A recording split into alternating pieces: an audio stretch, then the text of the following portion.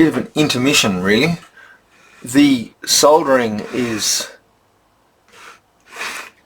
so close to being all done. I still have to do Agnes and this crystal. Waiting on a 3M Agnes. Don't really mind, happy to give this plenty of time to dry after giving it a proper bath to clean all the flux and everything off it. The job now, while it's sitting here and when I've got time, is to just sort of pore over it and look for solder bridges, look for components that don't seem to be in the right spot, look for little trimmings off a component leg that maybe have gotten caught in it somewhere. I'm pretty confident it's right. The component pack that I bought really helped me. I mean, I think I could do it without one of those in the future if ever I were to try again, but I don't think I will. I think I'll do something different. I really wanted this to work. But I think it's right. In the course of building it, I never got to trying to put in a component and found there was already one in there. There are though a whole bunch of blank spots on there, and I made this list earlier on and was going through it, and it shows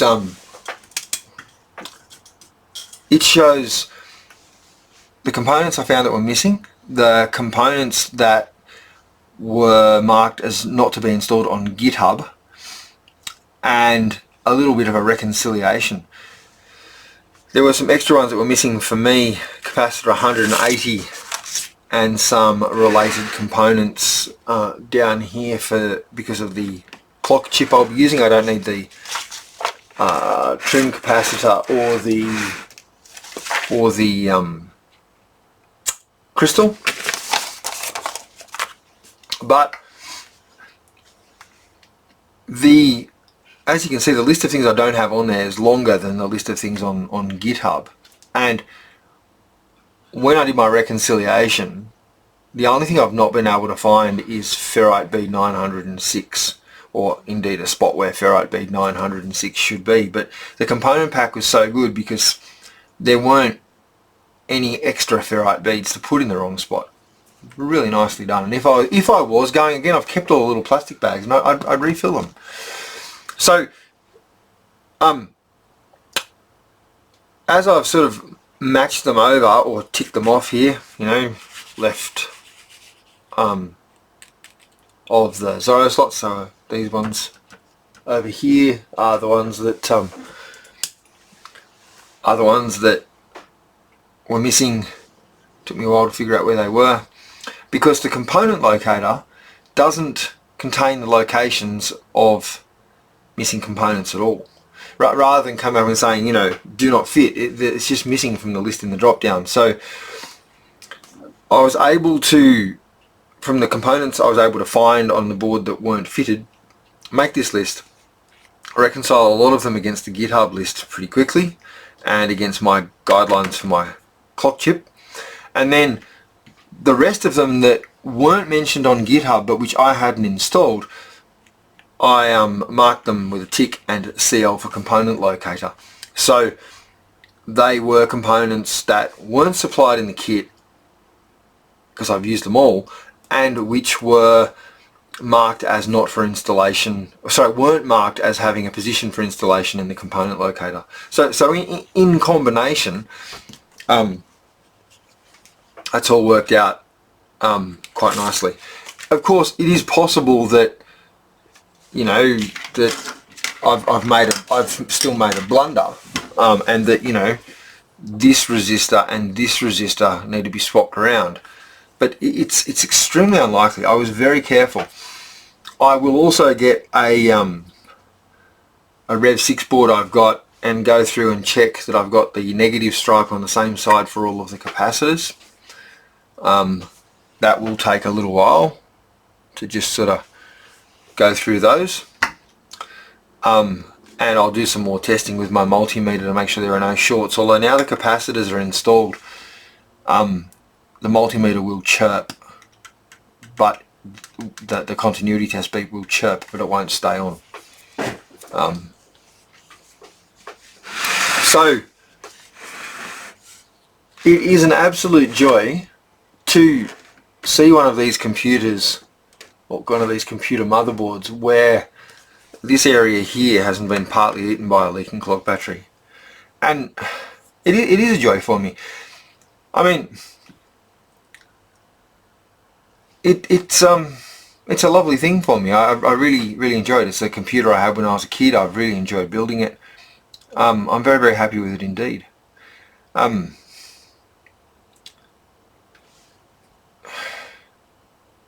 But yeah, I just need to sit here and go through it very slowly. There's no rush. This is not a computer anyone needs.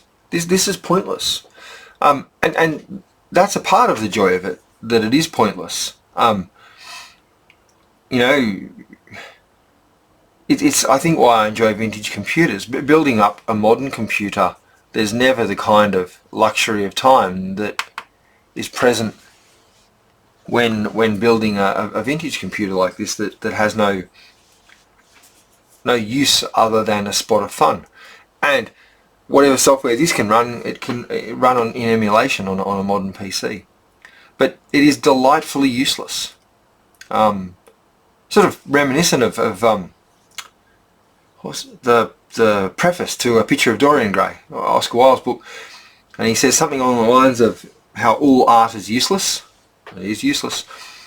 And something to the effect of a person can be forgiven for making a useful thing provided they don't admire it. It's a whole sort of a bit of a short essay about art. And this is useless, and I'm admiring it. So, you know, Oscar's okay with that. It'll be great to have it sort of finished and in motion, and it can be a working useless computer for a very long time and will cause me no end of joy. I have some really interesting plans for fitting it out. I'm going to be using almost exclusively old school hardware. I have a PC bridge board to go in here, which will enable these ISA slots and hopefully let me use a network card in here on the PC XT bridge board and from the Amiga side via the bridge board, because these slots aren't actually connected to the rest of the computer without a bridge board in place. I have an accelerator, a Commodore 68030 accelerator that's full length. I have a A2091 SCSI controller, and I have a AMAX board, a Apple emulator board. It's got all the Apple ROMs on it. And I have an IDE controller as well, which I might put in here at some stage, depending on how we go. But at very least, accelerator, hard drive controller, AMAX, XT emulator, network card, and maybe a VGA card for the XT emulator as well. So not all of the slots. I don't expect to populate all of the slots, but a great many of them. 1, 2, 3, 4, 5. Yeah, be a whole bunch of cards in here essentially. And there are more and more things that are available for this. There are people making replicas of some of the old sound cards, which would be an interesting thing to include in here. Maybe like I said, an IDE controller. If I can't get the network card working via the bridge board, I might put a network card in there, or a or something like that. Oh, and I'll probably just go with a RGB to HDMI card in here to give me an HDMI output off this port as well, off this connector as well. I do have some PCBs that were quite cheap, and I like them, and I need to practice my SMG work, and they sent me 2 for the price of 1. They're a standard scan doubler, so that instead of a sort of uncommonly supported 15 kilohertz VGA type signal out of the video port here, I can have one that's scan doubled to 30 kilohertz and will work on much wider range of hardware. But I'm going to have to get some CPLD programming gear for that, or phone a friend. And the surface mount work on it is well, if I can build those and have them work, then I can have a real shot at the Amiga 2000 EATX board.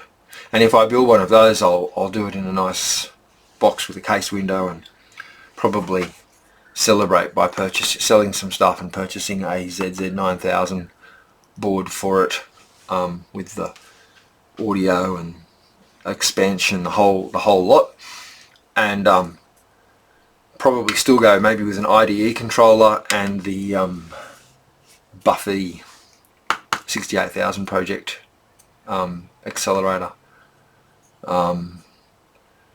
in the probably in a on a card in the CPU socket, or just plug it in there. It'd be nice. Be pretty hard to beat, and it's full of RAM as well. I mean, the 68030 I have for this only has 4 megabytes on it, and that's all I can have. There'll be 4 megabytes on that card, the accelerator. There'll be 2 megabytes on the hard drive card, and you don't want to turn that off because it improves the hard drive speed considerably, I believe, with direct memory access. So that's 4 plus 2 is 6, and you're only allowed 8 meg of RAM on the Zorro bus. And you say, yes, but there are 2 left. But the thing is, the bridge board takes up 2 megabytes of RAM. It doesn't auto-configure as RAM, and there's not even 2 megabytes on the card. But it's the way that the Amiga and the bridge board talk to each other is by leaving post for each other, I think is probably a fair way to say it, in that 2 megabytes of address space. It's quite clever. Anyway, I'll keep working over this, looking for mistakes, double and triple checking my work, and then I'll do the same once all the ICs are in to make sure they're the right way around. I'll be as confident that all my ICs are the right way around as I was confident that the figure 8 knot in my harness was done right when I was rock climbing, and then I can put power onto it.